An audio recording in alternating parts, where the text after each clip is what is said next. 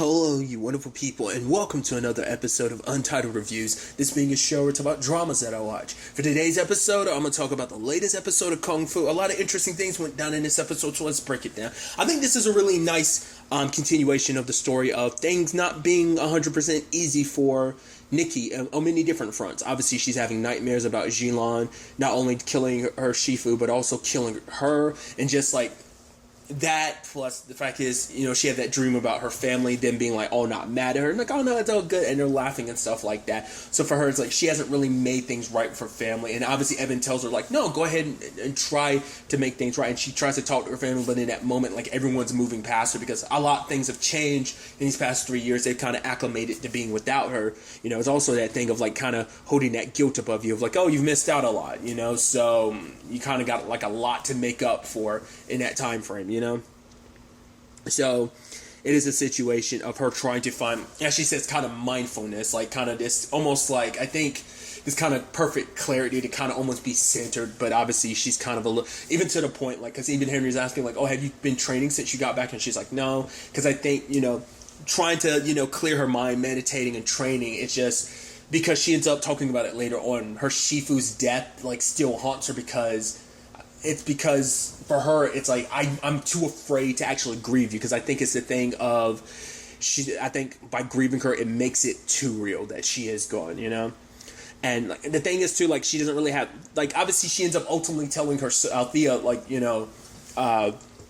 about everything with Jilan, because obviously when they're like trying to get bridesmaid dresses or whatever, and like she sees the scar on her shoulder, and it's like, what was that? It's like, yeah, I didn't want to tell anybody. If I told mom, what would she think? It's like, yeah, it'd be really bad. She'd freak out. But it's like, not only were you attacked, because everyone's thinking like, oh, it's just a fire at the monastery. It's like, wait, you were attacked? Someone killed your Shifu and tried to kill you? Like, the only person that knows the truth is Henry and Evan. Now, her family knows, just because Althea ends up telling Ryan, just because it's like, I guess it's like, well, no secrets among siblings. I think it's also like, our sister is mixed up in some crazy shit. She's trying to hunt like an international assassin, so, But like I said, it is also that balancing act of, and at one point she was like, trying to do her training, her stretches in the park, but like she kind of falls because her mind isn't centered. Like, she hasn't found that state of mindfulness. I think it's kind of, once again, just, it kind of reminds me of like Trails of Cold Steel, kind of similar to like the teachings of like the 8 Leaves kind of situation, what it kind of, not necessarily it's the same philosophy, but it makes me think of that, like, emptiness is void, form is emptiness, void is, form is emptiness is, I'm already butchering it. I think it was like, emptiness is form is emptiness type of thing. I like kind of this kind of, like I said, clarity of just kind of understanding everything and kind of being, like I said, centered. And interestingly enough, she just happens to be at the right place at the right time and help this girl. She later on finds out her name is Rhonda. This dude kind of pulls out a gun on her.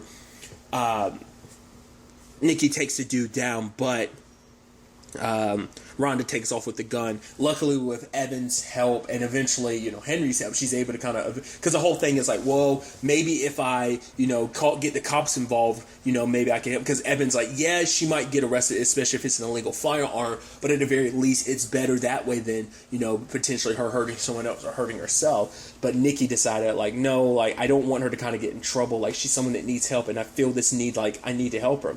And it's sad when we find out Rhonda's situation about her mom and her mom's abusive boyfriend, Derek, being quite a piece of work, like stealing her money, kind of making it so she doesn't get her medication because he's her, he kind of has the power of attorney over her, and ended up kicking Rhonda out because Rhonda tried to tell her mom, but her mom's too scared to like go against Derek. But luckily, Nikki like invited her to her house, like, got her something to eat, and her brother actually suggested, like, oh, here's this place that, Rhonda and her mom Carmen could be for a while till, like, things are kind of situated. And I like that, like, this was kind of an episode, too, of just kind of, like, all 3 siblings.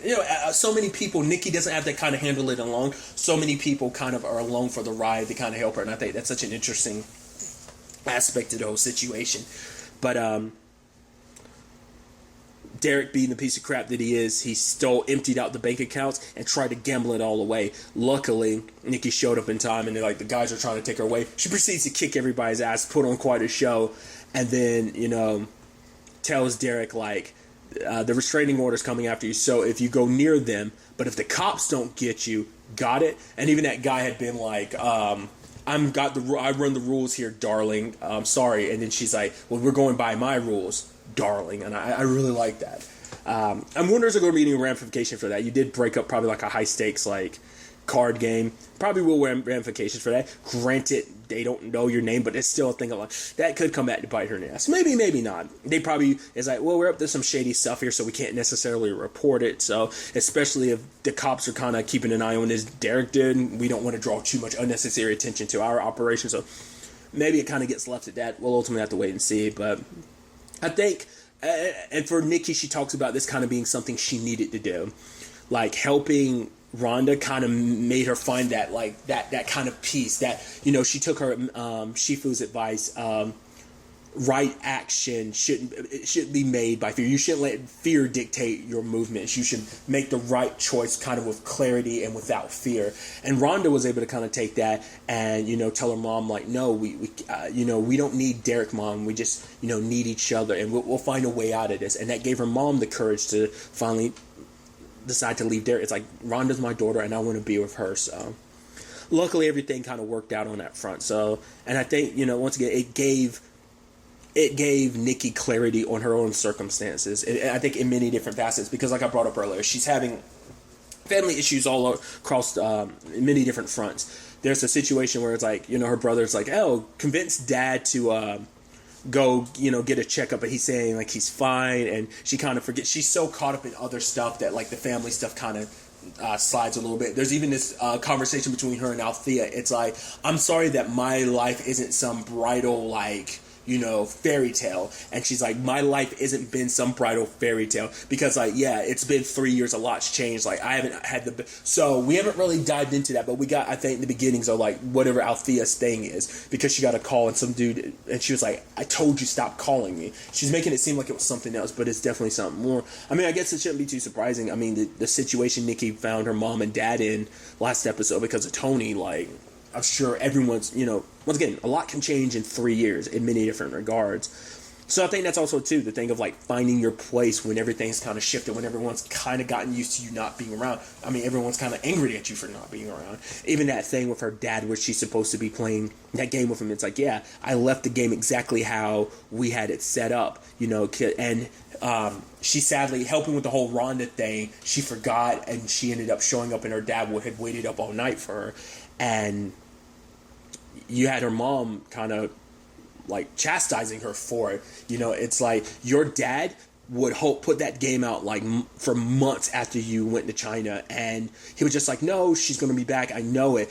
He kept up hope even when I gave up, and at the end of the day, he without a word put the game up, because I think he had finally given up hope. But now that she's back, for him, this wasn't just simply a game. This meant so much to him, because it was this is something between them. It's oh, my little girl is back, because I think on some level, it's by playing this game, it solidifies she's back and she's not going anywhere. And for Mei Ling, it's your dad believed that you wanted to come home, because her mom is oh, are you really we don't know why she's back, but it's no, she's back. That's all that should matter. The fact is, she decided that the one place she wanted to be was home, but her mom's did you really want to come home? Do you even really want to be here, or did you only come here because you had nowhere else to go? Am I wrong? And she's no. And that's sad, because she is trying to do good, but, and you understand where Mei Ling is coming from, because it's you disappeared on us, as she was saying, last episode, oh, my daughter's dead to me. Well, you're kind of dead to me. And it's such a shame. But it's Nikki did what she kind of needed to, and once again, I don't think it's going to be the easiest road to kind of fixing things, but she is steadily getting there. Obviously starting the game fresh with her dad, because, cause her master was saying, with mindfulness, you'll be able to kind of see things clearly of what's right in front of you. And so for her continuing that game, it's no, let's start fresh, because this way it'll be a game that we have to play day after day, play a few hours here, a few hours there. It's but don't you have plans? It's no. The fact is, for her, it's this way, the game will keep going because I am not going anywhere, Dad. I'm stuck. I'm still here. And she kind of looks at her mom, and her mom's kind of smiling to kind of, I think, hear that. Like, I think she wanted to be reassured, not just for her own sake, but also for Jen's sake. And it also convinces him, let Ryan check you out. He's like, I'm fine. She's like, Dad. And he's like, okay. So I think that's kind of an interesting thing. I also like Althea helping her out with the password thing. It's like, oh yeah, what's his birth? Social security number, like last digits of social security or something like that, and date he was born or something like that.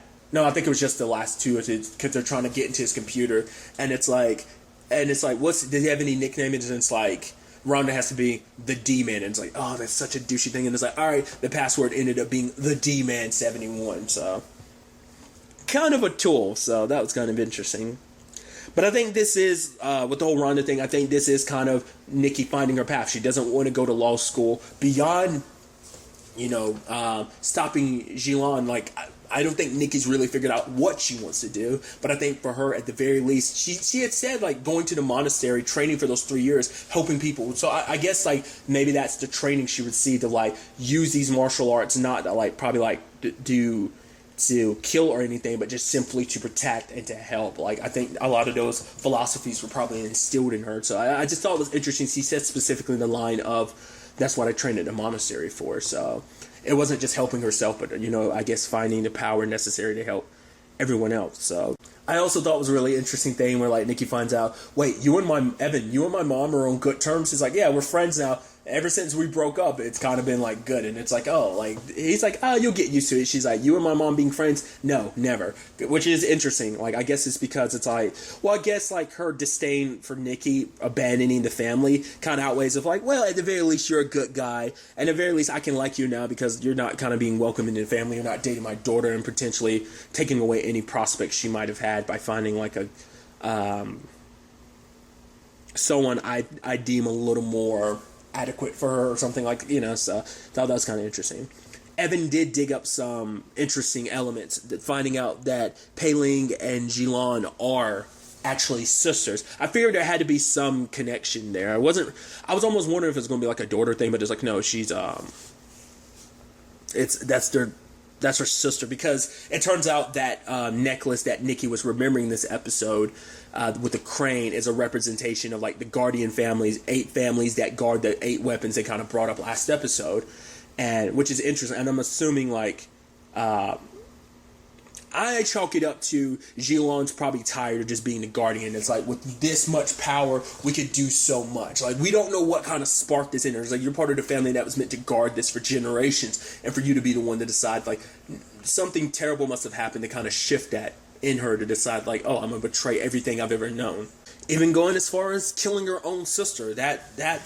That speaks volumes that you're willing to go that far. But, like, Nikki remembers, it's like her master saying, like, Shifu saying, like, oh, like, you're not the only one with a difficult family. So maybe her sisters always felt like this. Maybe it's been a divide in the family. Like, maybe some people are like, we could use this. I don't know whether it's like world domination type of stuff, or whether it might be kind of like weird reference to make, but maybe it's like a Thanos thing of, like, I'm going to use this power, do whatever I need to get it, because I can make the world a better place. Like, we have this power, and yet we just sit on it and we don't do it. Once again, we don't know if it's full-blown evil or whether she has a justification thinking, like, this is for the greater good, and whatever sacrifice are necessary, I will do it. Like, I'm really curious to kind of dive into that.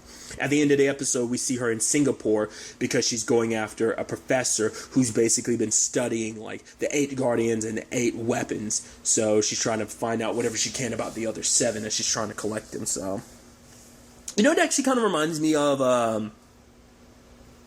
Jackie Chan Adventures, the animated series, kind of had a lot of, like, obviously it was the, God, what are those things? There were those stone things, I forgot what they're called. Were they medallions? Not medallions. I forget, it's been so damn long. It's the ones that each one was represented by an animal, and they each had supernatural powers. It almost kind of reminds me of that. I mean, to be fair, Jackie Chan Adventures, like, had a lot of that. Like, obviously, like, I think in the final season, it was the whole Oni mask situation, and then all, like, those spirits that they were, like, the dragon dude, like, his relatives, like, stopping them. Well, all the Talismans, that's what they were. Okay, I could not remember that off the top of my head. It's like talismans is what they were considered. It kind of reminds me of that to a certain extent. I need to go back and rewatch Jackie Chan Adventures. I really like that show. I haven't seen it since I was a kid, so... Tangents and all that aside, I'm really interested to ultimately see where all this ends up taking us going forward into the next episode. But really, that's all I want to talk about. So the next time we meet, be happy, be safe, live life to the fullest, and enjoy it. Good day, and goodbye.